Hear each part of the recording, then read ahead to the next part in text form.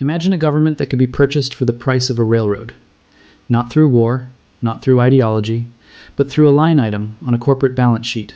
Imagine a country where the president takes his orders from a fruit inspector, where the national army is a private security detail for a foreign harvest, and where the law of the land is written not in a constitution, but in a shipping contract.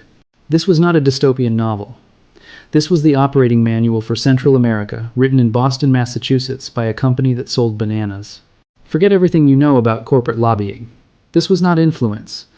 This was ownership. The United Fruit Company did not bribe officials. It manufactured them. It did not seek favorable treaties. It drafted them. And in doing so, it engineered a new form of statecraft known as the corporate sovereign, a ghost in the machine of republics, pulling the levers of power from behind a curtain of tropical foliage. Its most enduring invention wasn't a brand of fruit, but a brand of failure, the banana republic.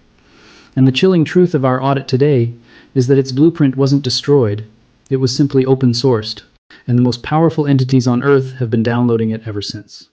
Welcome to the Historical Audit, where we find the missing pieces behind history's greatest events. To understand the mechanics of the purchase, you must first imagine the sheer physical weight of the ambition. At the dawn of the 20th century, United Fruit's founders didn't see a banana. They saw a logistical puzzle with a 21-day shelf life. To solve it, they needed to own not just the farms, but the railroads to the ports, the ships in the harbors, and the telegraph wires strung between them. They built a closed private universe, a perishable empire. But this empire existed within the borders of sovereign nations. And sovereign nations, with their elections, their protests, and their inconvenient laws, were the single greatest supply chain risk. Their solution was a masterstroke of political engineering, the Sovereign Concession. This was no ordinary business deal. It was a treaty of surrender disguised as a development contract.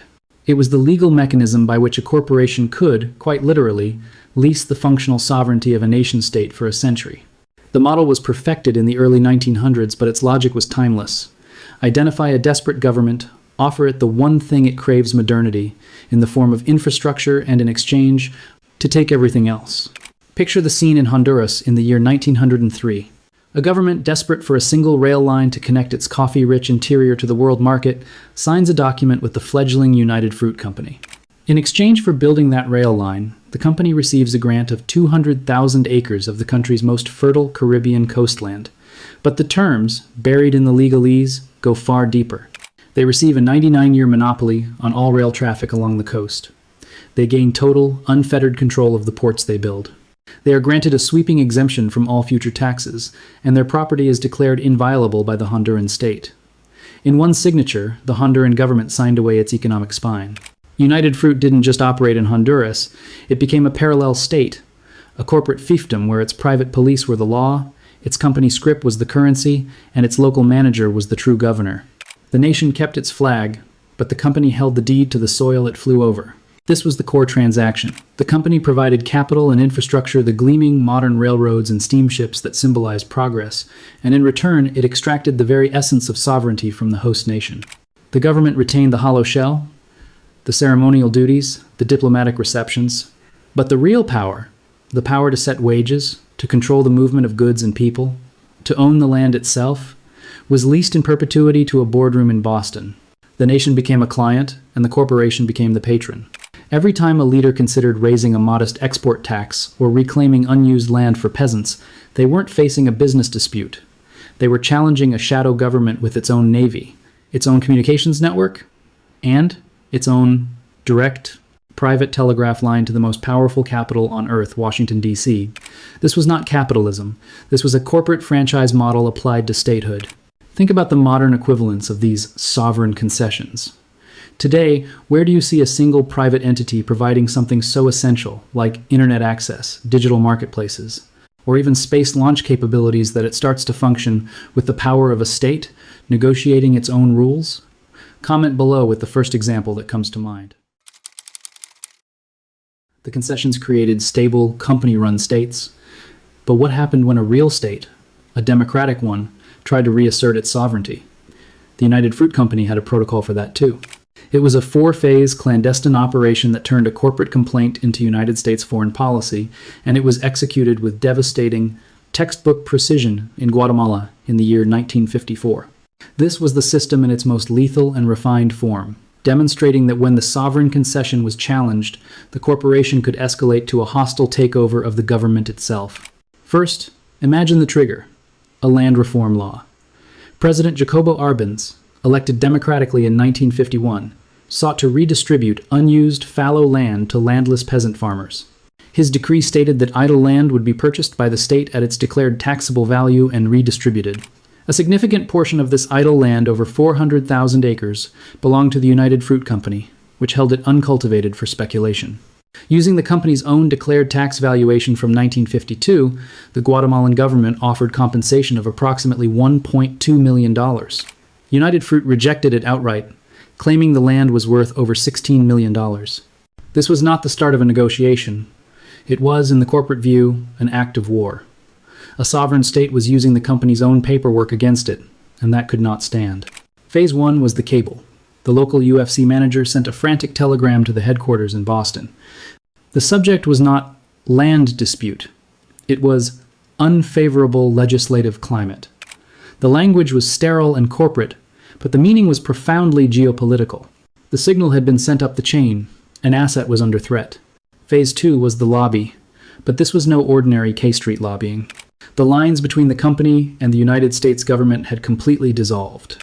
The United States Secretary of State, John Foster Dulles, had been a senior partner at the law firm Sullivan & Cromwell, which had represented United Fruit for decades and helped draft its favorable concessions.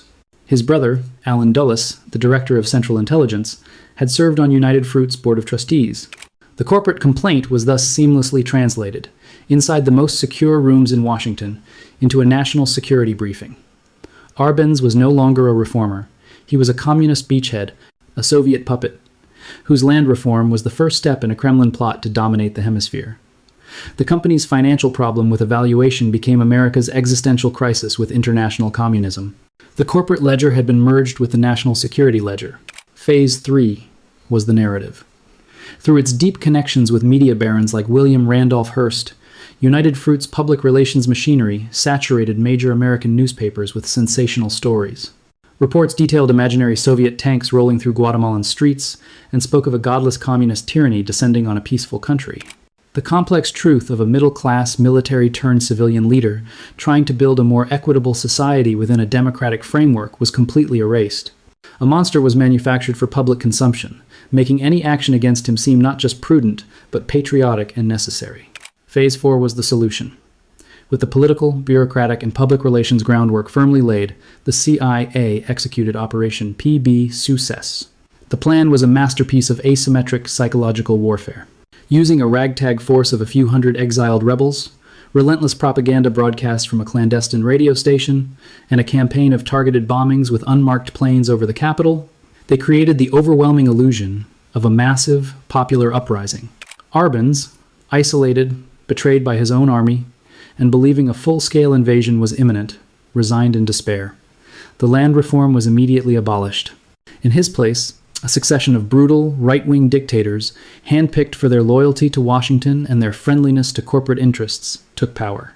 The door was opened to a 40-year civil war that would claim hundreds of thousands of lives. The audit trail is cold and clear. A corporate valuation dispute over fallow land was definitively resolved by the clandestine overthrow of a democratically elected government.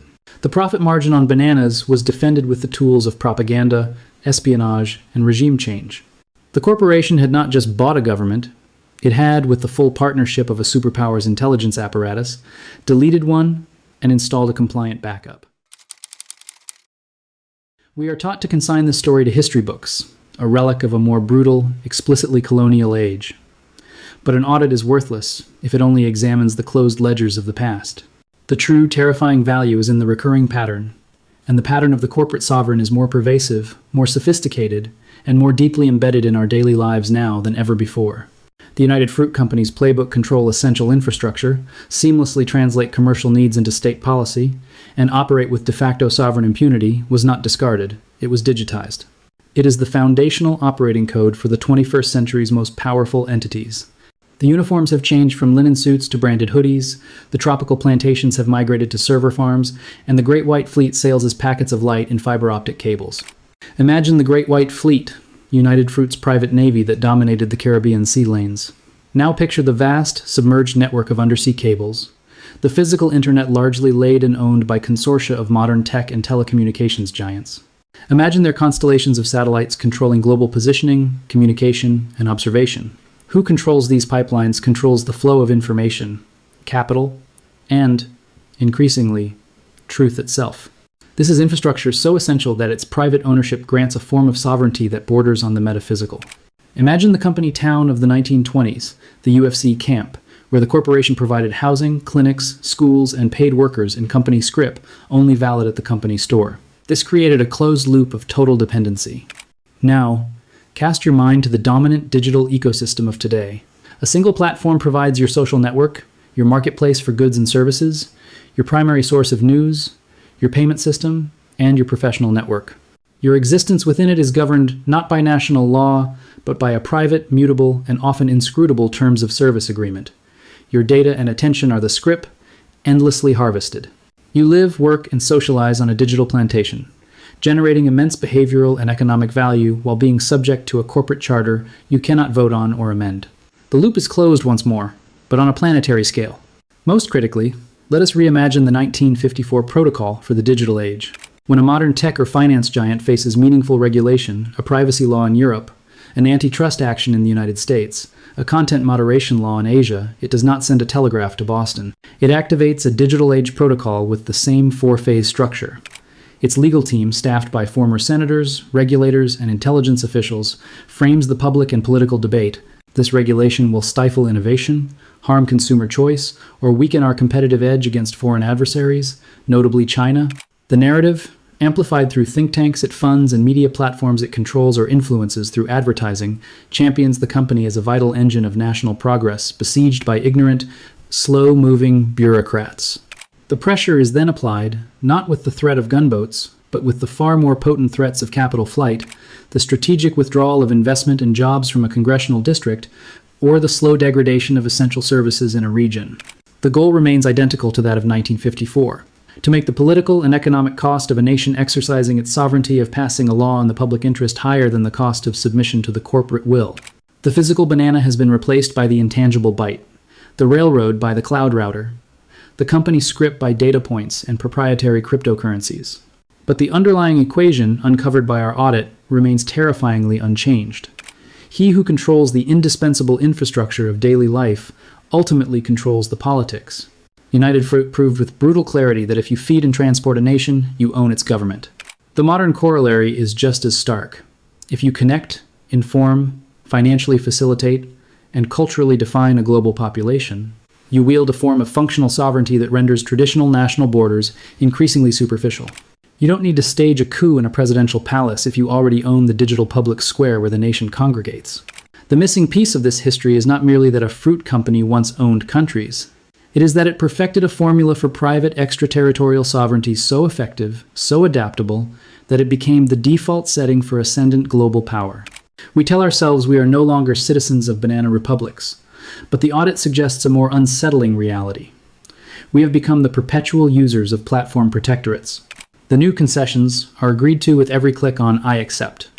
The new laws are written in algorithm updates, the new coups are executed in stock sell-offs and the silencing of code. The ghost in the governmental machine never left. It simply migrated to the cloud, learned to code, and optimized its user acquisition strategy to include every person on the planet with a smartphone. The blueprint is alive, and it is running. If this gave you a new perspective, hit subscribe, share with your friends, and join the audit.